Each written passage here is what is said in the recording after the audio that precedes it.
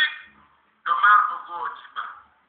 Alors, moi, je suis de ceux qui écoutent les papas.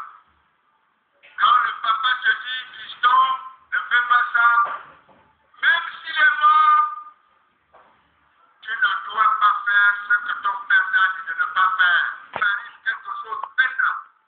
Moi, le président Boko m'avait dit le 3 février, entre s'il m'arrive quelque chose, il faut veiller à ce qu'on applique la Constitution. Vous entendez? Si on m'en veut peut-être aujourd'hui, c'est parce que moi j'ai dit partout. Et quand il fallait prendre des décisions graves, j'ai dit non, pas de passage en force. Le président Boko a dit il faut appliquer les dispositions de la Constitution. Parce que si on n'applique pas les dispositions de la Constitution, ça va être la guerre civile. Et moi je dis, pourquoi je me suis dit candidat de l'interposition? Je sais ce qui se passe dehors et je sais ce qui se passe dedans. Dehors, il y a la colère du peuple qui dit le peuple qui veut recouvrer ses droits.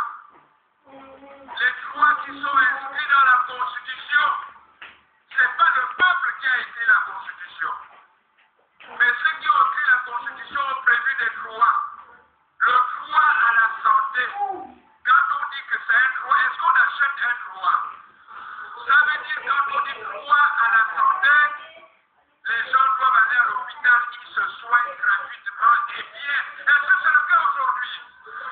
Alors donc voilà un droit que les Gabonais doivent recouvrer maintenant. L'autre droit, c'est le droit à la scolarisation gratuite. L'école au Gabon est obligatoire. Normalement, un parent qui n'envoie pas d'enfant à l'école, on peut même le mettre en prison. Mais, comment on va mettre un parent en prison parce qu'il n'a pas envoyé d'enfant à l'école quand on lui demande de payer, lui, la scolarité de ses enfants? Alors que c'est l'État qui doit payer les fournitures scolaires, la scolarité, les tenues scolaires, les manuels scolaires. Voilà un deuxième droit. Le troisième droit, c'est le droit à la solidarité. À qui on donne les allocations familiales? À qui on donne les allocations familiales? Voilà notre pays. Quand il copie, il ne sait même pas copier. Parce qu'on décide de donner les allocations familiales au Gabon, mais on les donne aux fonctionnaires salariés. Et ceux qui sont chômeurs, ceux qui sont économiquement faibles, les handicapés, les retraités, n'ont pratiquement rien, pour ne pas dire non rien. Est-ce que c'est normal? Quand j'étais aux affaires sociales, on avait fait un calcul. Il fallait 12 milliards 500 pour que tous les ménages gabonais, pour que tous les enfants gabonais puissent, les parents de tous les enfants puissent percevoir les allocations familiales. 12 milliards 500 dans un budget de 1800 milliards. 12 milliards 500 dans un budget où on consacre 400 milliards aux dépenses politiques.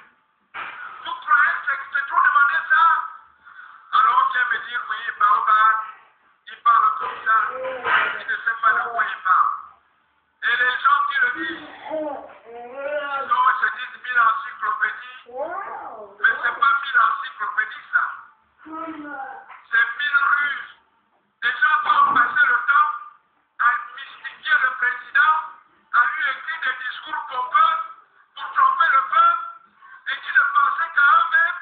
Leur choix favori, c'était de se faire signer des décrets spéciaux. Et c'est un bon qui vient le dire. Moi je leur dis, chacun de nous, le peuple gabonais connaît chacun de nous. Moi j'ai été ministre et je n'ai pas honte du travail que j'ai fait dans les ministères où je suis passé. J'ai toujours laissé une trace. Mais il y a des gens qui ont dirigé des gouvernements de coma, qui ont passé le temps dans le coma, et les présidents les rachètent pour les mettre même à la mairie de Libreville. Ils se remettent encore dans le coma. Et parce qu'une élection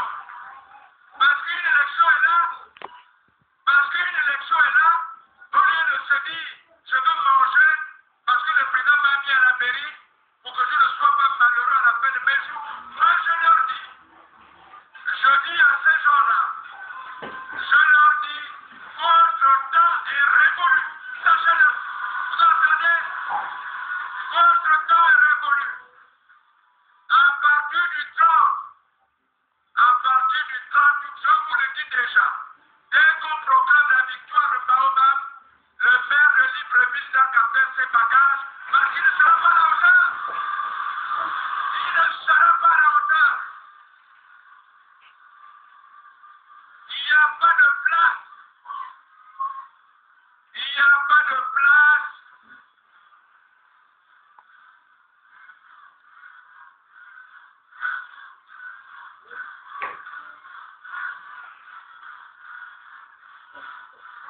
Il n'y a pas de place.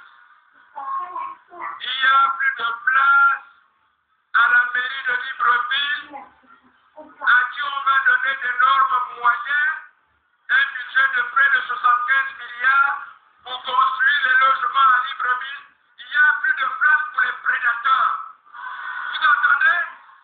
Les gens partout où ils sont passés, ils ont lancé, ils ont laissé des trous, des cratères, parce qu'ils passaient leur temps à prendre de l'argent. Le temps est fini. Donc je leur dis, j'ai dit qu'il n'y aura pas de règlement de compte. Parce que nous voulons un pays de paix.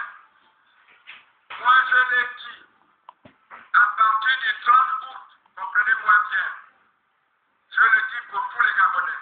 Vous connaissez la déclaration de Bouila. La déclaration de Bouila, c'est que nous sommes tous frères. Personne n'a, moi je n'ai pas choisi de naître femme. Non, je n'ai pas choisi de naître femme. Je n'ai pas choisi de naître dans le Wellington. Et personne ici n'a choisi de naître Kounou et de naître dans la Kounier. Personne n'a choisi ici de naître Tebi et de naître dans la Kounier. Personne ici n'a choisi de naître Massambo et de naître dans la Kounier. Personne ici n'a choisi de naître, qu'est-ce que je peux dire, Chogo, et de naître dans la Kounier. Personne ici n'a choisi de naître à Pichi et de naître dans la Kounier. Hein? Viens.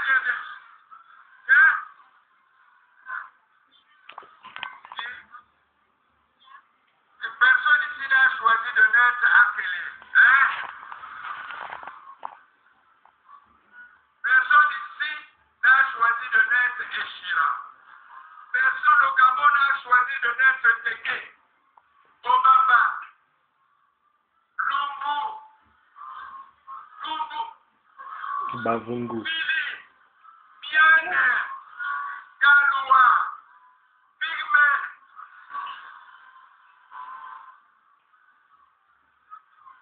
J'oublie qui encore. Benga, Makota. Donc, c'est dire que nos appartenances ethniques